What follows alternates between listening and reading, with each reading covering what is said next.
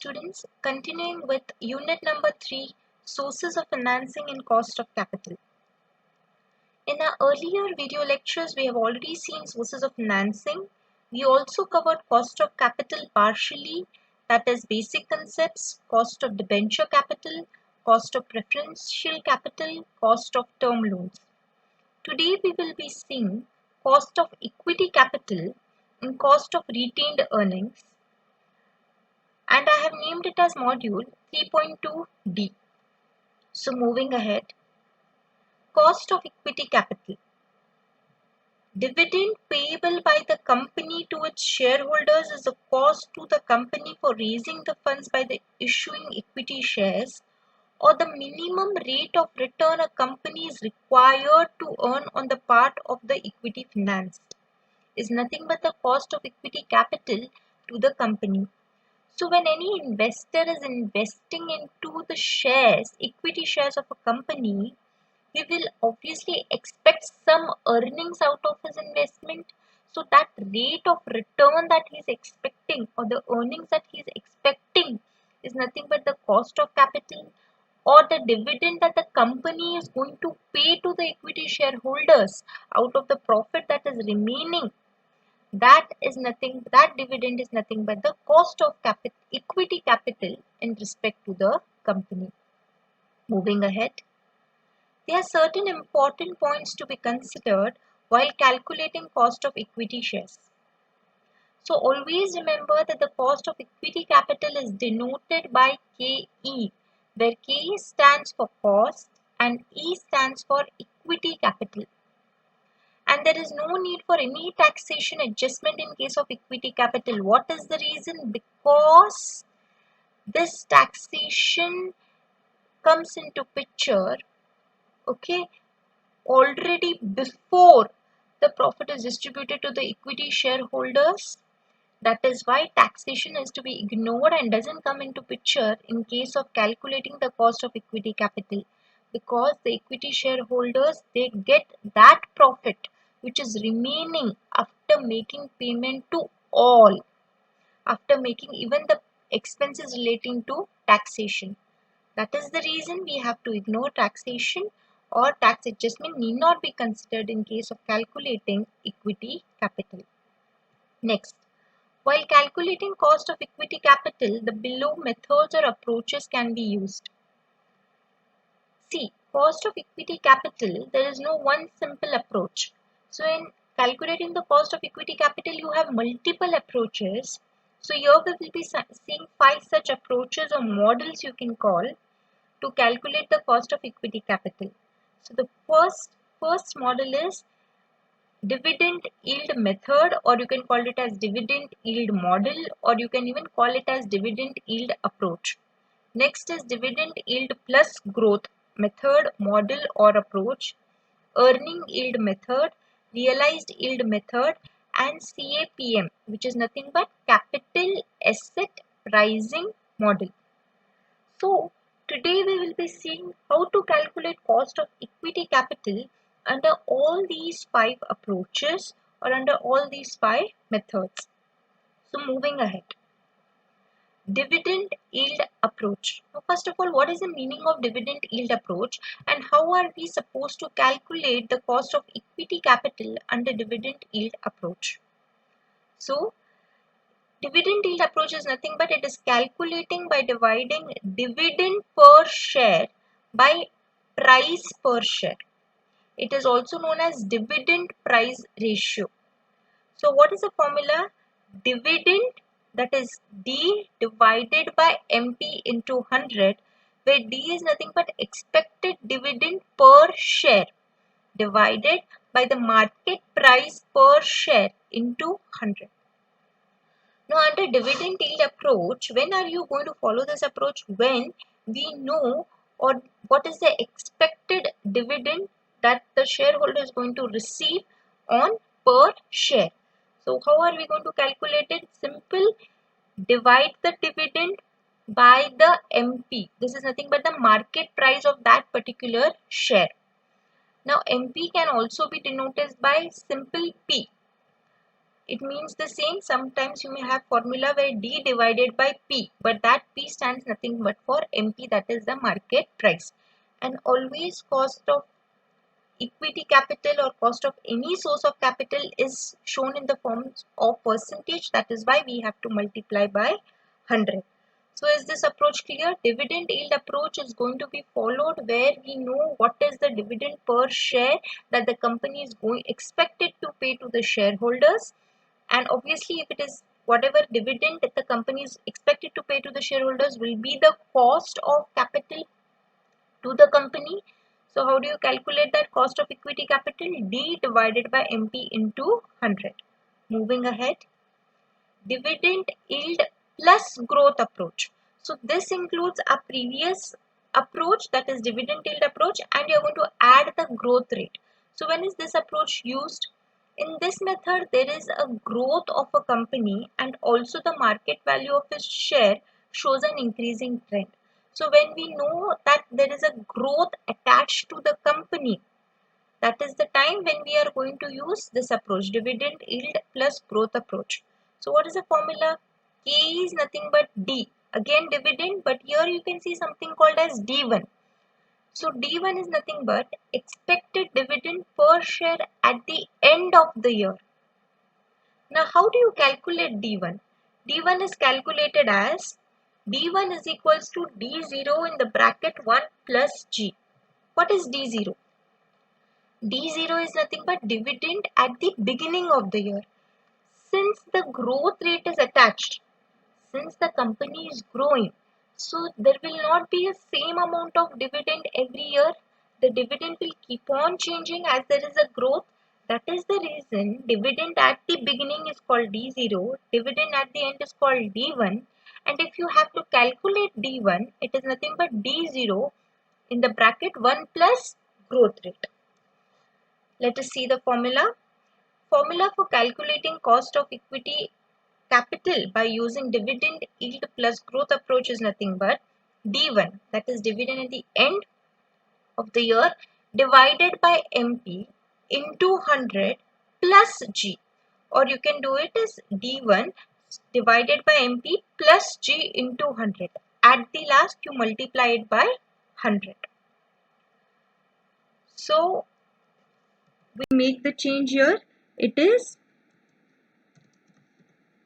plus G into 100, because in order to have the cost of capital in terms of percentage, we are required to multiply it by 100.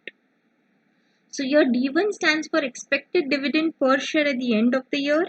MP stands for market price per share. MP can also be denoted just by a simple P plus growth rate. G is nothing but the growth rate of dividend. And how do you calculate D1 in this formula? It is nothing but D0 in the bracket 1 plus G. When are you going to use this approach? When there is a growth in the company. Next, the earning yield approach. Under this method, the minimum rate of return required to be earned on the market price of the share is the cost of equity capital. So as I already told earlier that investors, when they are investing, they will want some minimum rate of return from their investment. So some earnings from their investments. So that earnings what they are expecting, it is not the actual, they are expecting, that becomes the cost to the company.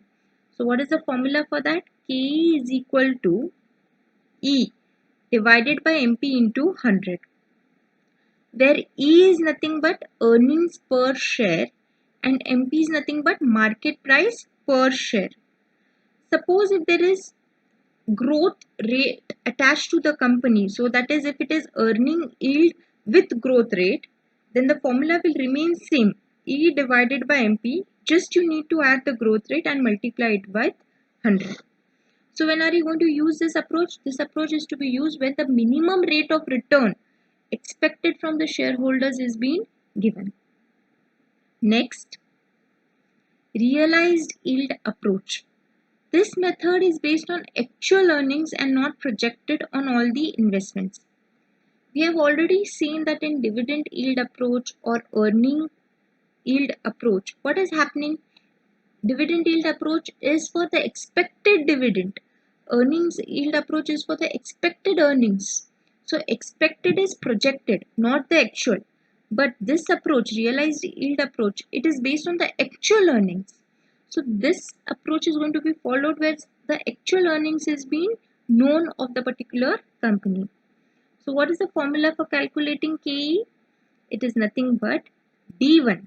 So what is D1? We have already seen in the previous slides. D1 is nothing but dividend per share at the end of the year plus P1. I also told you all that the market price is denoted by P, can be denoted by P. So P1 is price per share at the end of the year. P0 is price per share at the beginning of the year, or if year is not there, it can be beginning of the period or end of the period. Minus 1 into 100. So when is realized yield approach to be used? It is to be used when we know the actual earnings of the company and not the projected ones. So how are you going to calculate? D1 plus P1 divided by P0. So first solve the numerator. First solve D1 plus P1. Then divide the numerator with the denominator. Whatever answer you get, then minus it with 1 and multiply. At the last, you got to multiply it with 100 in order to know the cost of equity in form of percentage. Is this clear? Now moving ahead. Capital asset pricing model, very important from your exam point of view. So when is this method to be used? This method is based on a relationship between required rate of return on risk-free security, non-diversifiable risk of the company, and the cost of equity capital.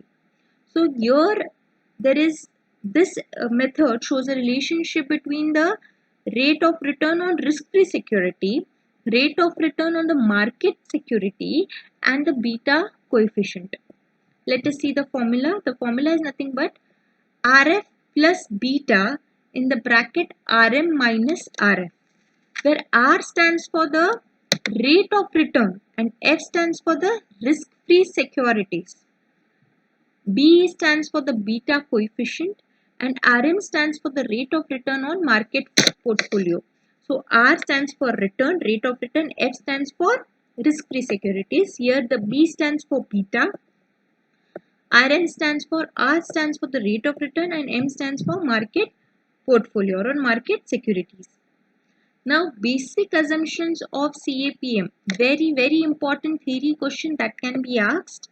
Just go through these assumptions in detail. I have already given it in my PDF notes, the explanation for this in a very simple and easy way. So I request you all to please go through this very important question. That is, what is the basic assumption of capital asset pricing model from the viewpoint of final examination? So I just read this. The explanation of it is given in an easy and understandable way in your PDF notes.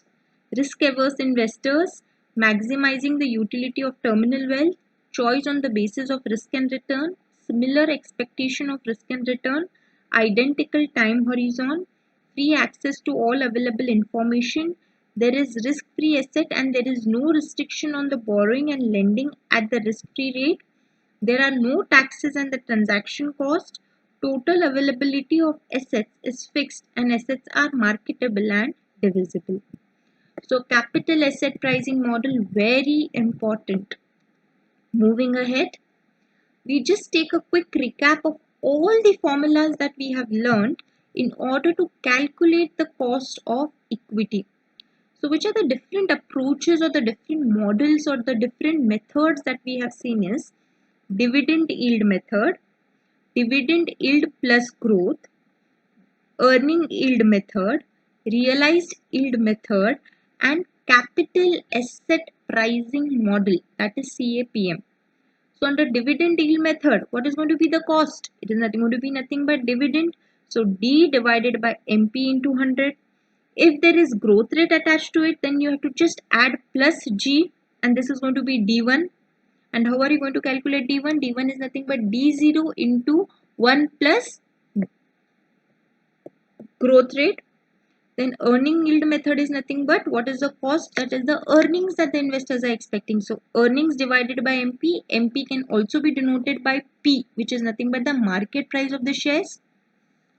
Realized yield method, which is nothing but based on the actual earnings. So that is D1 plus P1, the whole divided by P0. First you have to solve this, then minus it by 1, and last multiply by 100.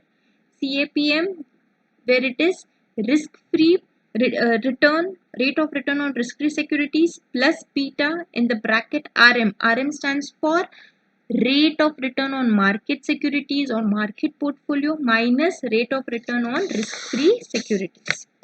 Now, I just want to tell you all that under dividend yield method, you can also use as D divided by NP. NP is nothing but net proceeds. So depending upon the information given in the problem, you can also use for this method NP. And how to calculate NP, net proceeds, in case the shares are issued at par, premium, discount, we have already seen that. So sometimes even you can use the denominator to be NP in place of market price. Moving ahead, now we will see how to calculate the cost of retained earnings. Okay, I hope everyone has understood how to calculate the cost of equity. Now, in exam, which model or which method or which approach is to be followed? Depending upon the information given in the problem, which is the most appropriate model or which is the most appropriate method is the matter that we have to select. Suppose in the exam dividend information about dividend and is given, so obviously you will use dividend yield method. Suppose in the exam actual earnings is given, you will use realized yield method. Suppose in the exam rate of return under risk free securities is given, you are going to use CAMP method, CAPM. So based on the information given in the problem in the exam, you are going to select the appropriate method. Next, coming to cost of retained earnings. Now, what is cost of retained earnings? We have already known what is retained earnings. Retained earnings is the earnings that is kept aside by the company, but not such earnings is not distributed to the shareholders. Okay, and it is kept aside by the company. So it is called as retained earnings. Now, what is cost of retained earnings? The cost of retained earnings may be the rate of return which the existing shareholders would have got. I already told you, retained earnings is the earnings which is kept aside but not distributed among the shareholders. So they are those earnings that the shareholders would have got. They have not got. They would have got if the retained earnings will be invested elsewhere appropriated. So obviously if that earnings would be given to the shareholders, they would have invested somewhere else and they would have got return on that. Exactly. So the cost of retained earnings is a rate of return which the shareholders would have got. It is denoted as KR. Obviously, K stands for cost and R is nothing but retained earnings. So how do we represent the cost of retained earnings? It is KR, where R is the retained earnings. Moving ahead, what is the formula for calculating KR? KR is equals to KE. Now, what is KE? Cost of equity capital. Now, why KR is equals to KE? Because KE is nothing but the dividend that the shareholders are getting, or the earnings the shareholders are getting, or the minimum rate of return that the shareholders are getting. And what are retained earnings? The rate of return which the existing shareholders would have got. The earnings which would have distributed as dividend to the shareholders if they would have not been retained or kept aside. So KR is equals to KE. But depending upon the information given in the problem, the formulas will change. Let us see how. Suppose in the exam, the information about tax is given. When they are telling you to calculate the cost of retained earnings and the information about tax is given, then KR is equals to KE into 1 minus T, where T is nothing but the tax rate, into 100. Obviously, each and every formula has to be multiplied by 100 because we are going to calculate cost of capital in terms of percentage. Next, if suppose in the problem tax and brokerage both is given, so KR is nothing but KE into 1 minus T into 1 minus B into 100. So here additional is 1 minus B because in case the brokerage is given in the problem. So here B stands for brokerage. Next, if personal tax is given and long-term capital gain tax is given, that information is given in the problem, which is the formula you're going to use. KR is equals to KE into 1 minus TP. TP stands for tax on personal income divided by 1 minus TG. What is TG? Tax on long-term capital gain into 100. So obviously first solve the numerator, then solve the denominator, divide the both, multiply by KE and last multiply by 100. So what is cost of retained earnings? The rate of return which the existing shareholder would have got if that was invested elsewhere. Okay, it is represented by KR. We have different formulas and we have to select the most appropriate formula depending upon the information given in the problem. So suppose no information is given regarding tax, brokerage or long-term capital gain, then we always use KR is equals to KE. So we know the formulas to use, calculate KE. So the same cost of retained earnings will be same as cost of equity capital. Suppose tax is given in the problem, then KR is equals to K into 1 minus T. If tax and brokerage both are given, then KE into 1 minus T into 1 minus B. And suppose personal tax is given and as well as long-term capital tax is given, KE into 1 minus TP divided by 1 minus TG into 100. Here T is tax rate, B is brokerage, TP is tax on personal tax and TG is tax on long-term capital gain. Next, now let us see some problems on cost of equity capital and cost of retained earnings. So sums on cost of equity capital. A company has paid dividend of rupees 1 per share. Face value is rupees 100 each last year, and it's expected to grow at a rate of 10% next year. Calculate cost of equity if the market price of the share is rupees 55. Now first of all, among the 5 models or 5 approaches, which is the model we are going to use? See, information about dividend is given, about growth rate is given, about market price of the share is given. So which is the formula? Obviously dividend yield growth model. So solution, since information about dividend and growth rate is given, we will use dividend yield growth model. So therefore the formula to be used is D1 divided by market price plus growth rate into 100. So first let us find out the figures for the respective variable. So D1 is nothing but the expected dividend per share at the end of the year. How do we calculate that? D0 plus in the bracket 1 plus G. So what is D0? D0 is at the beginning of the year. So if it is last year, so last year figures becomes the opening of the current year. So that is 1. In the bracket 1 plus G, what is the growth rate? 10%, which is nothing but 0.10. So D1 is equal to 1.10. Now market price can also be called denoted as P, which is nothing but market price. It is given 55, already given. Growth rate is 10%, so 0.10. So the final answer will be, write the formula D1 divided by market price plus G into 100. So first solve the numerator, divide the numerator with the denominator, then add the growth rate and then last multiply by 100. So we have already calculated D1 is 1.10 divided by 55 market price given plus 0.10 growth rate into 100.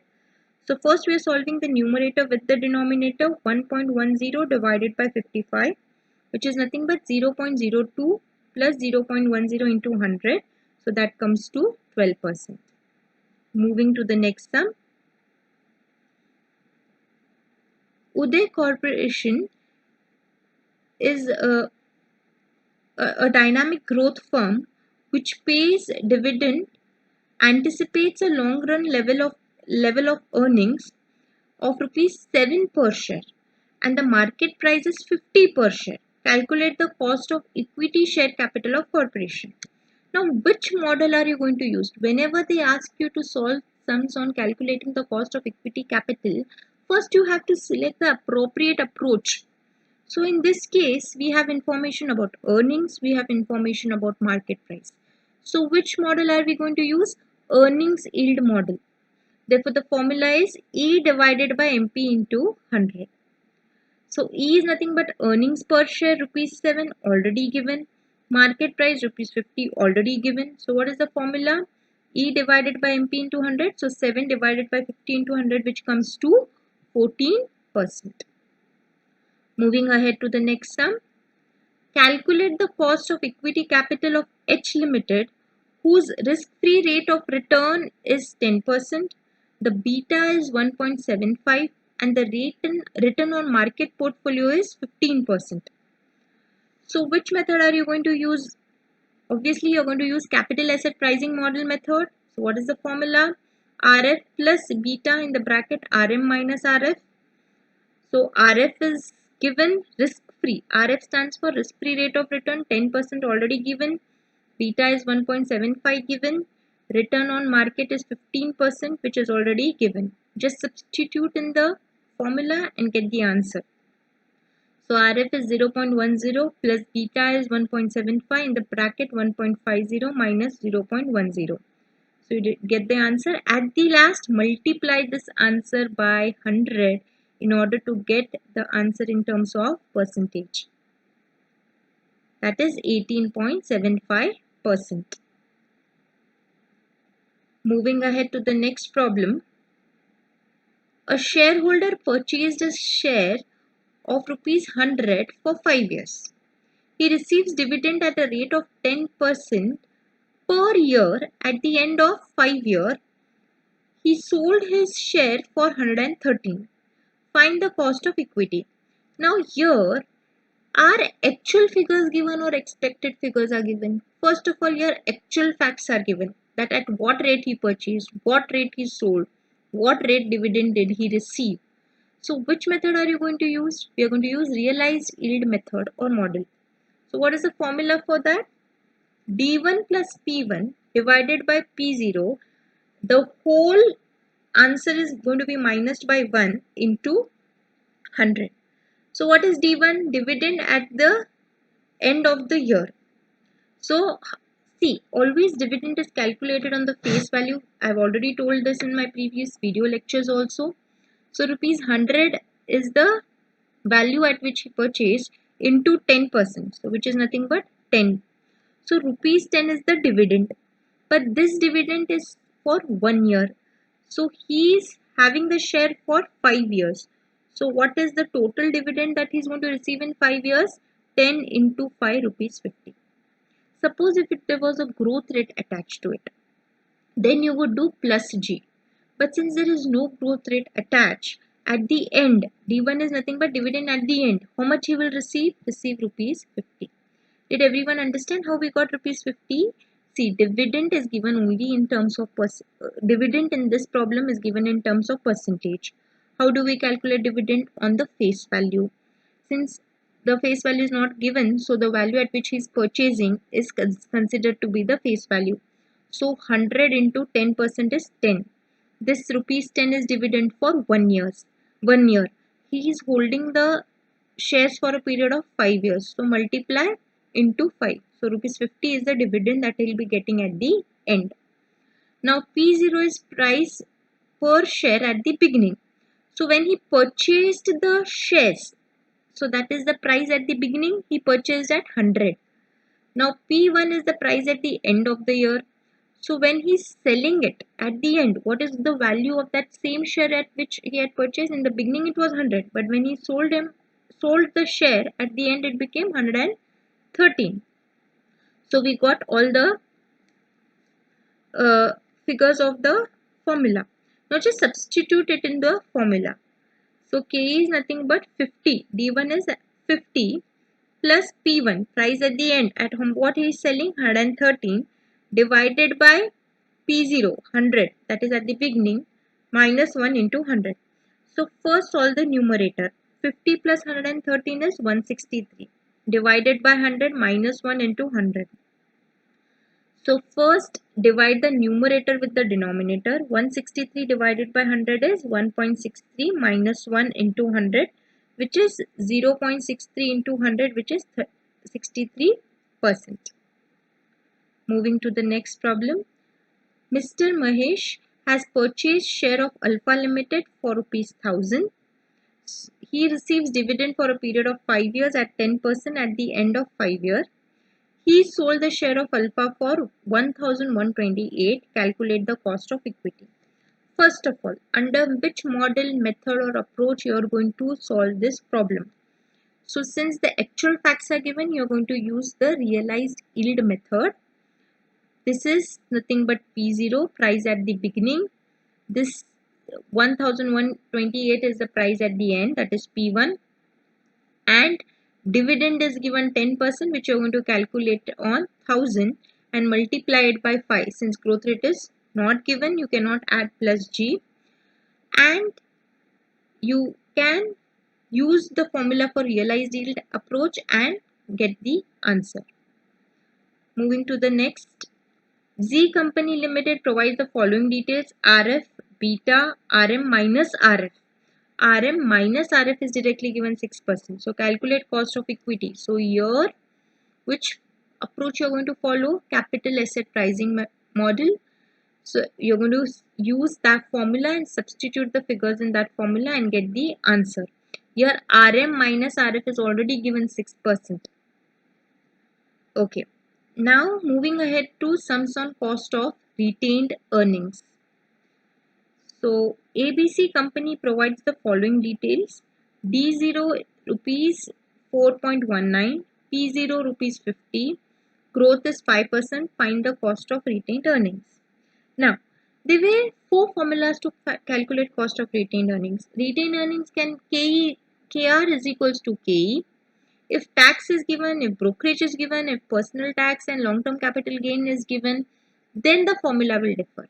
Now, in this particular sum, is any information about tax, brokerage, long-term capital gain tax is given? No. So, obviously, the formula to be used is KR is equals to KE. Now, how do you calculate KE? Now, which model are you going to use in order to calculate KE? So we are going to use the dividend yield growth model or dividend yield plus growth model because growth rate is given.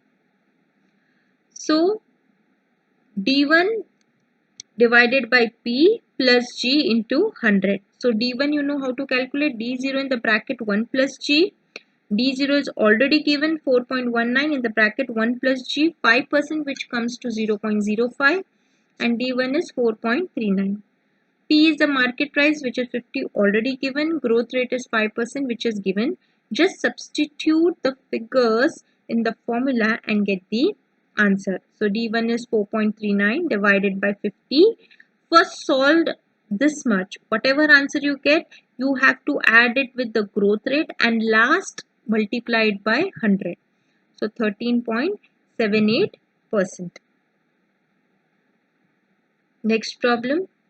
Calculate the cost of retained earnings if the ordinary personal income tax is 40% and long-term capital gain tax is 30%. The expected rate of return by equity shareholders is 12%. So here, since the personal income tax is given and long-term capital gain tax is given, which formula are you going to use?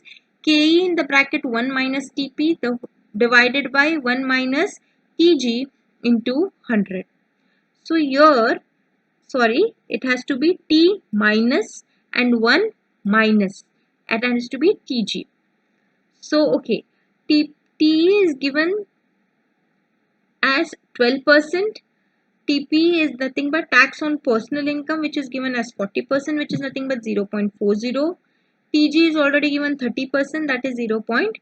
30. TG is nothing but tax on long-term capital gain. Here you have to just substitute the figures in the formula. Sorry, here the formula is slightly there's a mistake. Instead of plus, just write it as minus, and instead of G it should be TG. Okay, now just substitute the figures. TE, that is obviously cost of equity, is nothing but the expected rate of return by the equity shareholders, which is 12%. So cost of equity is the expected rate what the equity shareholders expect.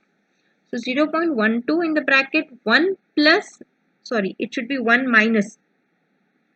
It should be 1 minus 0.40, the whole divided by 1 minus 0.30 into 100. So 0.12, 1 minus 0.40 is 0.60, whole divided by 0.70 into 100. So first divide the numerator with the denominator, multiply it with KE, and then last multiply it with 100. So here I'll just tell you what are the mistakes made. Here it should be minus, here it should be minus, here it should be TG, and similarly here there should be minus and minus. But the calculation is correct. 1 minus 0.40 is nothing but 0.60. 1 minus 0.30 is nothing but 0.70. And when you divide this two, it will come to 0.8571. Multiply it by 0.12, you get 0.10285. Multiply by 100, you get 10.28%. With this, we have completed the sums on cost of equity and cost of retained earnings. Thank you. This was end of module 3.2D, cost of equity capital and cost of retained earnings. Thank you.